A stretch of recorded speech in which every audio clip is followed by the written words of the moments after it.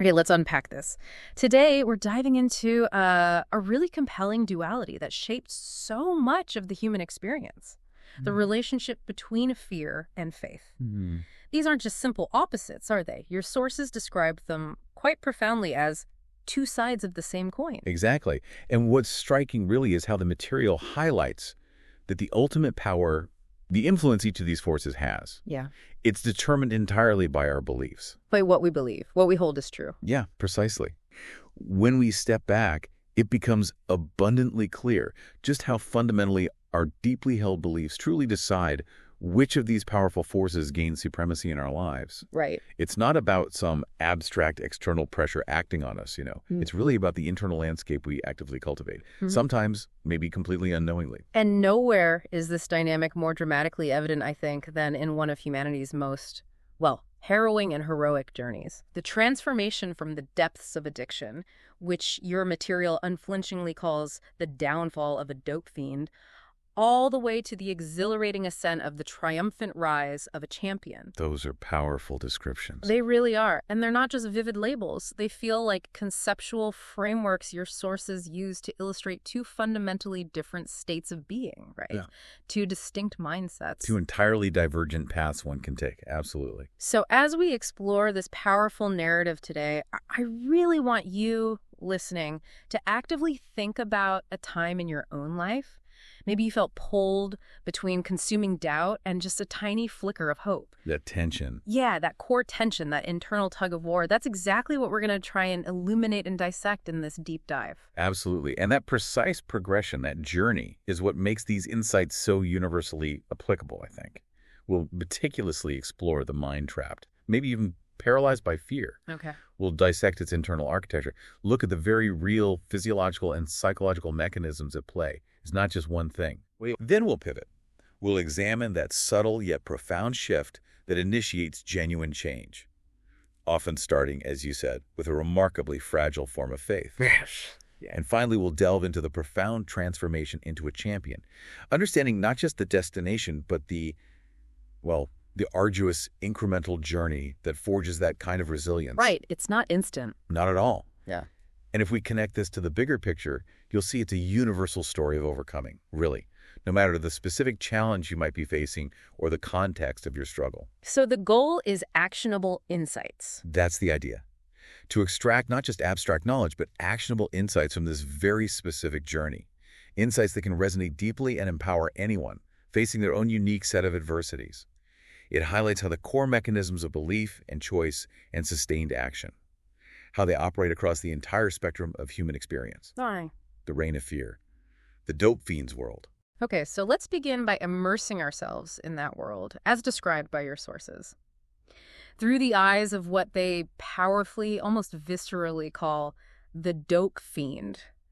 Now, this isn't merely a label, is it? It's more like a conceptual lens to understand a mind absolutely dominated by fear. That's a great way to put it. Dominated by fear. Their life, as your material explains with stark clarity, isn't fundamentally about seeking pleasure, which I think is a common misconception, right? It really is. People often assume it's hedonism, pure pleasure-seeking. But that's not what the source describes at this stage. No, it's about something far more primal, more desperate. It's about the relentless, all-consuming avoidance of pain. Avoiding pain. That's the key driver. And this isn't some abstract philosophical pain either, is it? It sounds like a daily, hourly, moment-to-moment dread that infiltrates and shapes every single waking thought and action. Absolutely. Every single one. The individual is driven by what's described as a cascade of deeply ingrained fears, like an overwhelming, suffocating tide. Wow, a cascade. Yeah, pulling them further and further down into this state of perpetual crisis. So let's break down those fears. When we examine the specific ones your source material mentions, what do we see?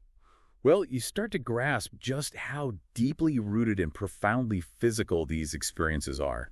There's the immediate, visceral terror of withdrawal, for instance. Okay, the physical withdrawal. And this isn't just discomfort or feeling a bit off, you know. It's described as a primal, full-body response that absolutely dictates actions. Dictates actions. Yeah. Think about the neurochemistry. The immediate dramatic drop in crucial neurochemicals like dopamine, serotonin, combined with an overactive stress response from areas like the amygdala, our brain's sort of ancient alarm system. Right, the fight or flight center. Exactly. That whole system can literally hijack rational thought. It hijacks decision-making. Imagine trying to make a logical choice or plan for tomorrow when every cell in your body is screaming in protest. It sounds impossible. It feels like your very bones are trying to escape your skin, or your brain is on fire.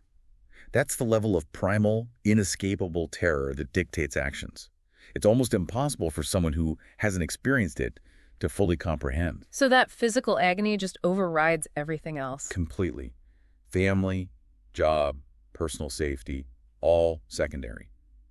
The relentless, all-consuming nature of this physical fear ensures that the next dose becomes the singular focus of existence. Just getting through the next few hours. It's a desperate, non-negotiable bid for even temporary, fleeting relief. That's the immediate, crushing reality. It's a terrifying physical reality then. But beyond the sheer physiological horror, your material also highlights a profound psychological dimension to this fear, doesn't it? Absolutely, that's crucial. Beyond the physical, there's the equally profound psychological fear of not being able to handle life's stresses without a substance. Okay, so feeling like you just can't cope. Exactly. It points directly to a perceived and often deeply ingrained lack of internal resources. The substance, in this context, isn't just about a physical craving anymore. It metamorphoses into a psychological crutch, an almost indispensable coping mechanism perceived as absolutely necessary for navigating. Well, the whole labyrinth of emotional and psychological challenges. Like what kinds of challenges? Think about the pervasive belief the source describes. The individual is convinced they cannot face sadness without it. They can't experience joy authentically.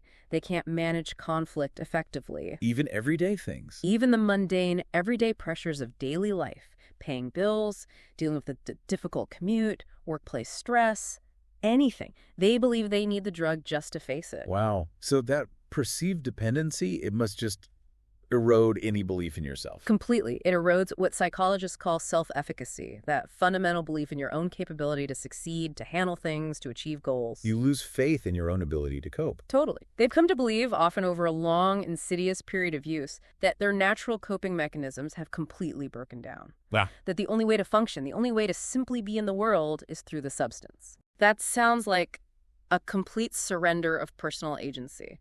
It really is. A surrender to a chemical solution for all of life's problems, big and small. And what's particularly striking from your material, and frankly quite heartbreaking when you think about it, is how this addiction isn't just physical dependency. It's not just psychological reliance. Your sources describe it at its core as a profound crisis of belief. Precisely. That's the deepest layer.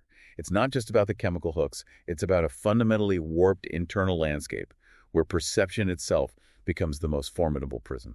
So what are these core beliefs? Well, the individual comes to genuinely believe they are utterly powerless. Powerless in the face of their addiction, not just physically, but morally, spiritually. Convinced that any attempt to resist is futile, doomed to fail. Just completely helpless. Yeah, and this extends outwards. They believe the entire world around them is a hostile, unforgiving place. Constantly judging, constantly ready to exploit their weakness or bring them down. That sounds incredibly isolating. It is. Every glance, every whispered comment, every seemingly innocuous interaction can be interpreted through this deeply pessimistic lens of suspicion and self-condemnation. It fuels profound isolation. And the third belief. Perhaps the most tragic. They harbor a deep-seated, insidious belief that they are inherently unworthy of a better life. Unworthy. Unworthy of happiness, unworthy of love, unworthy of peace itself. This isn't just a fleeting negative thought, it's a foundational truth they've constructed for themselves. Like a core identity. Exactly. It seals them off from any glimmer of hope, any possibility of external help. It's this internal architecture of despair that truly cements their dope fiend identity, as the source calls it. So in this state, fear isn't just a visitor that occasionally knocks on the door. It sounds like it's moved in, set up permanent residence. It has indeed. In this state, fear is a permanent resident because the person is absolutely convinced that hope itself is an illusion, a cruel trick of the mind. Any hope feels fake. Yeah. They are so thoroughly steeped in these beliefs, powerlessness, global hostility, profound unworthiness, that any glimmer of a different future, any whisper of possibility, is instantly dismissed. Unrealistic, naive, simply unattainable for them. Wow.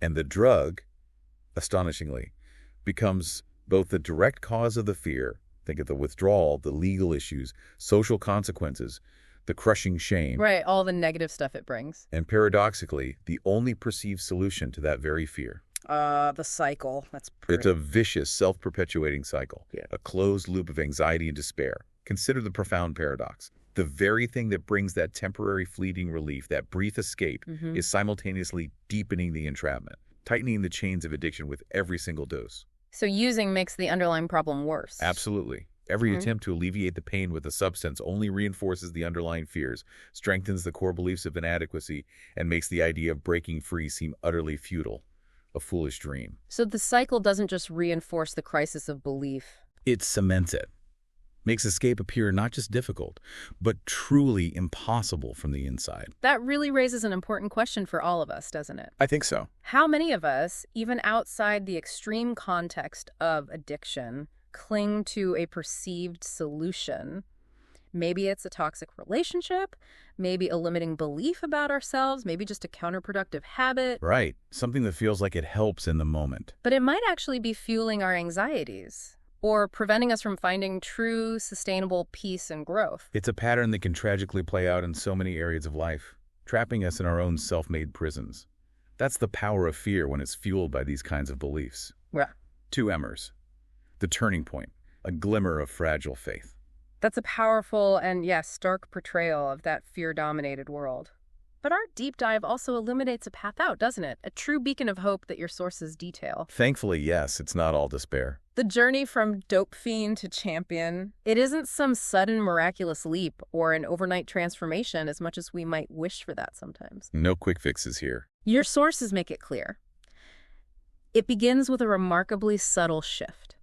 They describe it as a glimmer of fragile, pragmatic faith. Fragile and pragmatic, I like that description. Yeah, and this isn't necessarily a grand spiritual awakening, right? Or some all-encompassing religious conviction, not initially anyway. Not necessarily, no. It's described as a much more modest yet profoundly powerful act of trust. It's about taking a hesitant chance on something that isn't fully proven in your own personal experience yet. Right. But it still holds that elusive promise of anything better than the current reality. You've hit on something crucial there. It's that initial hesitant belief that a different life might be possible, even if that possibility feels incredibly distant and fragile. Just might be. Exactly. It's not yet a conviction, not a certainty, just a tiny spark. A flicker of an idea that things don't have to remain as they are, that the relentless cycle isn't necessarily a permanent life sentence. And what often sparks that flicker? The sources mention hitting rock bottom. Yes, that's often the catalyst. Hitting what's frequently called rock bottom, a point where the pain and devastation of staying the same finally outweighs the terror of change itself. The pain gets worse than the fear of the unknown. Precisely. That's the critical, often desperate moment an addict, having exhausted all other perceived options, facing maybe complete personal devastation, decides to attend a recovery meeting. Or call a sponsor. Or call a sponsor, an experienced guide, a mentor in a recovery program, or maybe enter a treatment center. These are actions, though, not just thoughts. Absolutely. These aren't just internal thoughts or passive wishes. These are tangible, incredibly difficult, and profoundly brave actions. Yeah, takes guts. Active, deliberate choices, often made through an immense cloud of fear and doubt, but driven solely by that fragile flicker of hope. And that's why it's an act of faith, because there's no guarantee. Exactly. It's an act of faith precisely because it's based on that flicker of hope, rather than any ironclad guarantee of success. There's no certainty of outcome, no infallible promise of recovery, yet the individual chooses to act. That's a huge departure from the dope fiend mindset, isn't it? The avoidance of pain. It's a fundamental, groundbreaking departure, moving away from fear-driven avoidance towards hope, however faint. Think about a time you took a significant step into the unknown, driven only by a flicker of hope or a vague sense that something could be better. That's the essence of this pivotal moment for someone beginning that arduous journey to become a champion. It's a shift from paralysis to action. Tentative maybe, but action nonetheless. And of courageous action, yes. But that initial step, it sounds incredibly fragile. For someone who's spent so long believing escape is impossible, consumed by fear, convinced of hopelessness, what does that flicker of hope actually feel like? And what kind of faith is this exactly? Yeah, that's a good question. Because it doesn't sound like the typical grand spiritual faith we often associate with transformation, does it?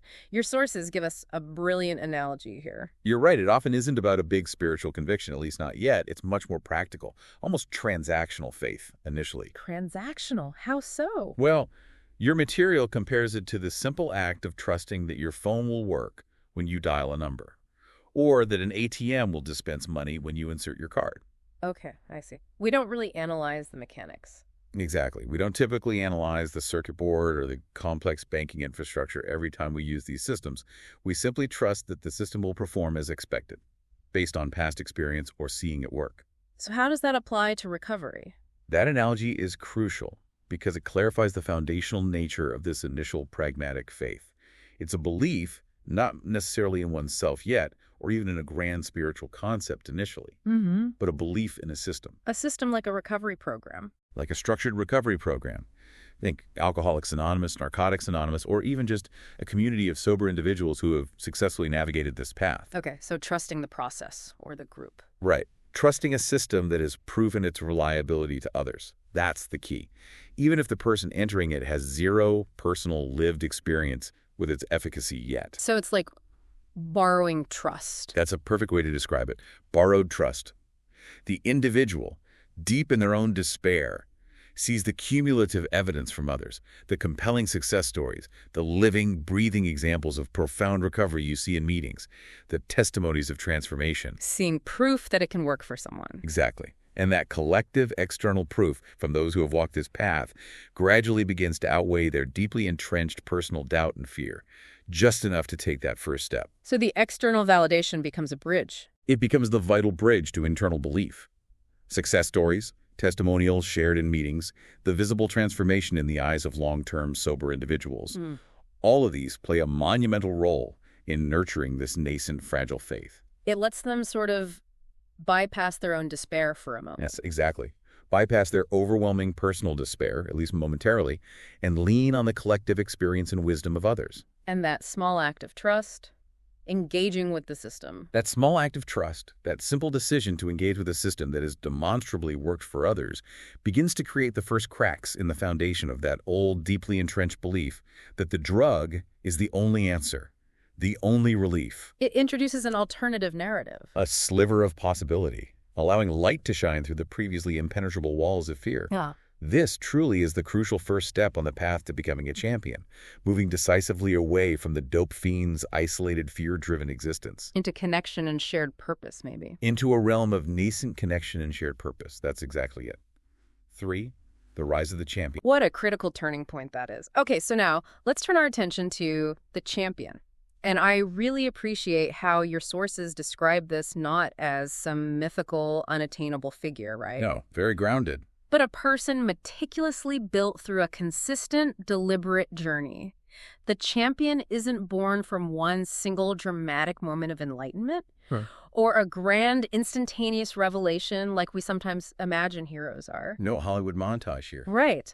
Instead, they are forged through a continuous series of consistent, small victories. I think that's so important. Small daily wins. Yes. Small daily wins that over time accumulate. They create this unstoppable momentum almost. Building blocks. And with each passing day of sobriety, each small intentional step toward healing, maybe reaching out to someone, making amends, each relationship patiently repaired, the individual's entire belief system starts to fundamentally change. It has to. The actions start to reshape the beliefs. Morphing from one rooted in fear to one anchored in strength, the dope fiend was trapped by that cascade of fears. The champion, by profound contrast, is meticulously forged through a collection of tiny, hard-won triumphs that steadily reinforce a new, empowering identity. That's a perfect way to put it. And this is where that initial fragile faith in a system, it gradually but powerfully evolves. It becomes a profound, deeply personal conviction. So it moves from external trust to internal belief. Exactly. This isn't just a mental decision. It's an incredible internal shift, a profound rewiring, you could say, moving from that external reliance, trusting the program, trusting the community, to an intrinsic, deeply felt belief in their own capacity for sustained change, for profound growth. And what fuels that? What reinforces that evolution? Well, it's the daily practice, isn't it? The daily practice of new behaviors, the consistent positive reinforcement they get from their new community, their support network, and maybe most importantly, the tangible results they begin to see and feel in their own lives. Clearer thinking. The return of some emotional stability, maybe for the first time in years. Healthier, more authentic relationships starting to form or heal. A renewed sense of self-respect. Finding joy in simple things again. Actual evidence that things are getting better. Concrete evidence. And this new burgeoning faith then actively challenges, confronts, and begins to replace those old paralyzing fears that so completely defined the dope fiend's existence. Okay, can you give us some specific examples of how that active replacement of fear by faith plays out? Your material offers some powerful illustrations. Certainly. For instance, your sources tell us the overwhelming fear of judgment, which kept the dope fiend isolated, hidden, perpetually ashamed. Right, always looking over their shoulder. That gets gradually replaced by a deep faith in the grace and unconditional acceptance of the recovery community. This community offers a safe, non-judgmental space. Vulnerability isn't just tolerated, it's often encouraged. So you don't have to hide anymore. Exactly. It fundamentally reduces that intense need for self-protection that previously dictated every single behavior. When you feel genuinely accepted, flaws and all, you no longer need to hide. And that, in itself, is profoundly liberating. That makes sense. What about the fear of failure? That must be huge. Absolutely huge. The debilitating fear of failure, which often led to self-sabotage, relapse, thinking what's the point, that gets supplanted by a robust belief in personal resilience. Failure in this new framework is no longer viewed as an end, not a definitive reason to give up. So how is it reframed? It's reframed as a valuable learning opportunity, a temporary setback, or maybe just a stepping stone on a longer, more meaningful path. You learn from it. You don't let it define you. That's a massive shift in perspective. It really is. And this raises another important question for all of us, doesn't it? How can we cultivate a faith in our own resilience? That unwavering belief in our ability to bounce back. To counter our own fears of failure in whatever we're doing. Exactly. Whether it's a career setback, a personal disappointment, a creative block. The champion's journey offers a powerful and deeply practical model for navigating life's inevitable challenges. It teaches us that true strength isn't never falling, but the capacity to rise again. Every time. That reframing of failure is incredibly potent. This isn't just about external actions then. It's clearly about deep internal work that transforms the very core of who you believe yourself to be. Absolutely. Internal transformation is key. Your second essay, We Are Champions, really drives this home with a powerful quote. I think this is something everyone needs to hear, maybe even memorize. Which one is that? It says, "You are a champion." This is not just a statement. It is a belief, a truth that you must internalize. Internalize, that's the word. Yeah. It's not about being flawless or achieving some perfect state. It's about fundamentally shifting your self-perception, moving from a self-image of defeat, of being the dope fiend, to one of inherent capability of being the champion. And a champion, as it's defined here, in contrast to the dope fiend, is not characterized by the absence of failure, not by a perfect track record. No, that's unrealistic. But by their courageous response to it, how they get back up. That's the profound distinction from the dope fiend mentality, which viewed failure as definitive, an end, a justification for giving up. That's a crucial distinction. And speaking of getting back up, both essays powerfully highlight the indispensable importance of community in this profound transformation. Right, the support system. The first essay mentions faith in a power greater than themselves. Now, that can be interpreted in a dual sense, which is quite useful. How so? Well, it can be a traditional spiritual higher power, offering guidance and surrender for those who connect with that. Or, equally validly and pragmatically, it can be seen as the collective strength and wisdom of their support system, the group itself. So it works whether you're spiritual or not. Exactly. It emphasizes that profound strength can be found in unity, in shared vulnerability, regardless of specific spiritual beliefs.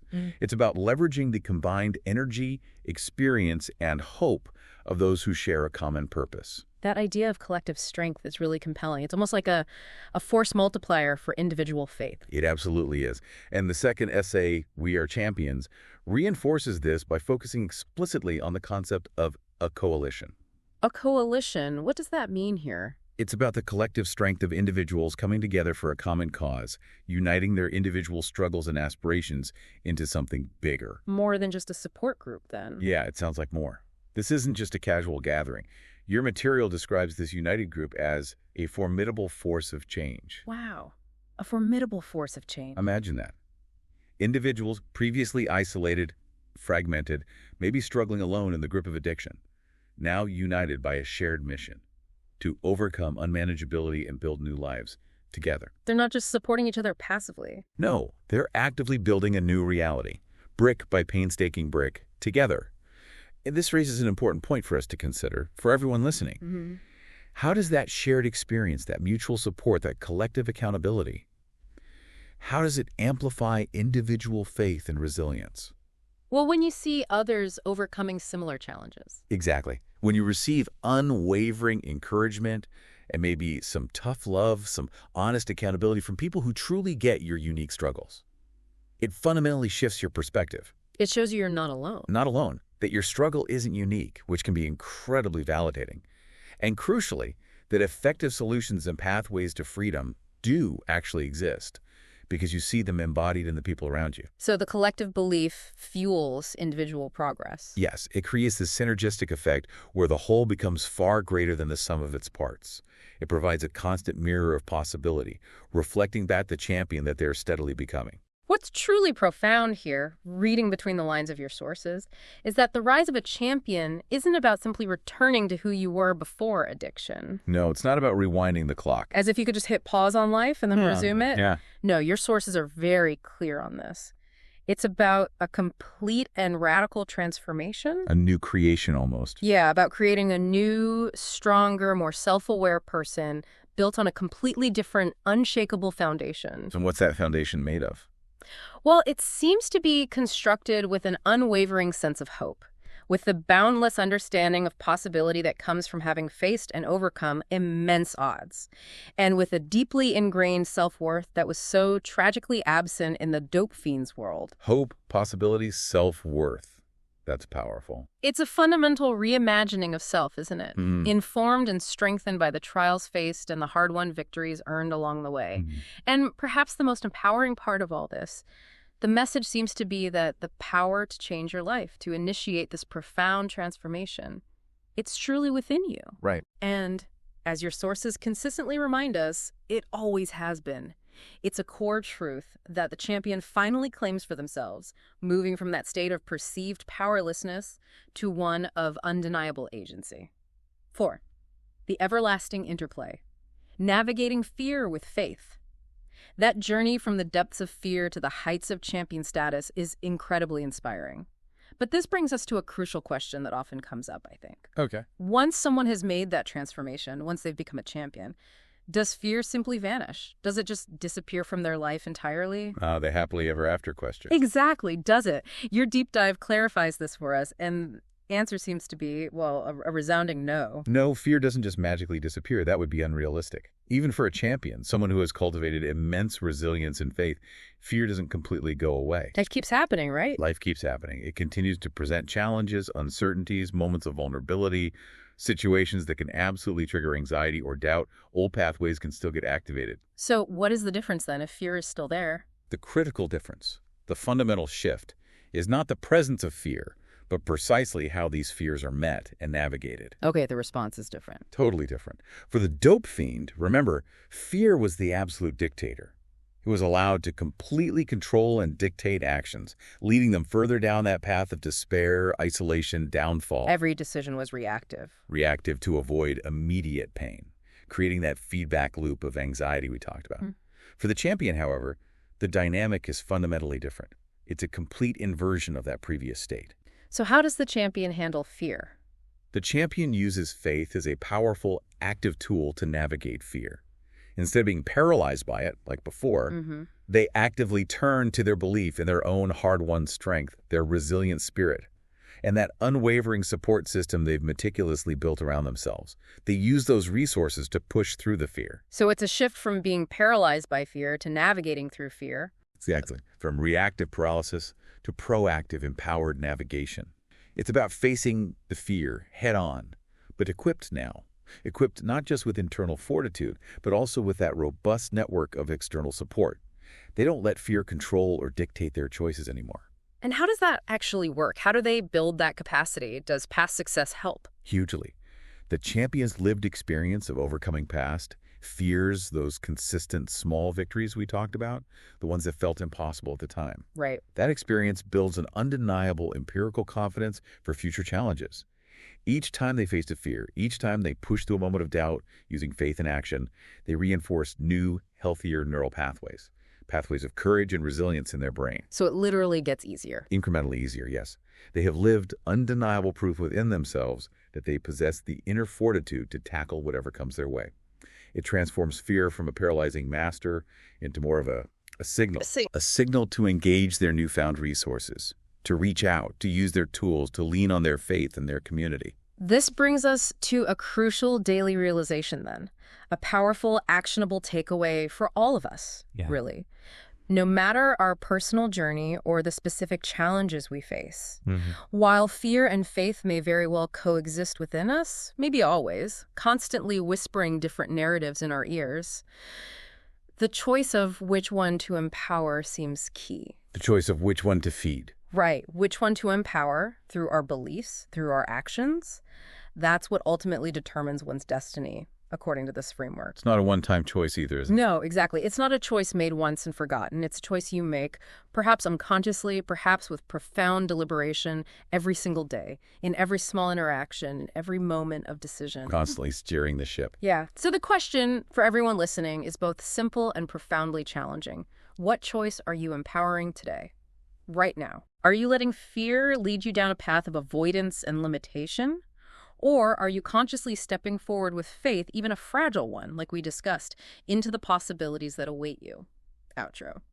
So stand tall, be courageous, and know that your journey of transformation, whatever it looks like for you, can begin right now. Your dreams are waiting, and so is the life you have always wanted, the life built on authentic self-worth and genuine connection. The power is truly within you, waiting to be claimed. And this profound journey we've discussed, it really raises an important question for each of us, doesn't it? Recognizing that every single moment is a fresh chance to change and grow, to choose a different path.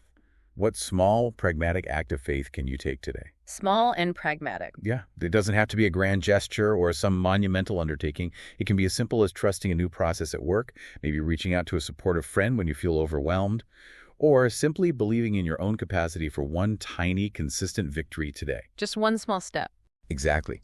As your material so powerfully concludes, it's time to make it happen. It's time to be the champion you were always meant to be. What a truly illuminating deep dive into the profound interplay of belief, fear, and the champion within each of us. We really hope this has given you some powerful insights to mull over, and perhaps a new, more empowering way to look at your own journey and the choices you make every day.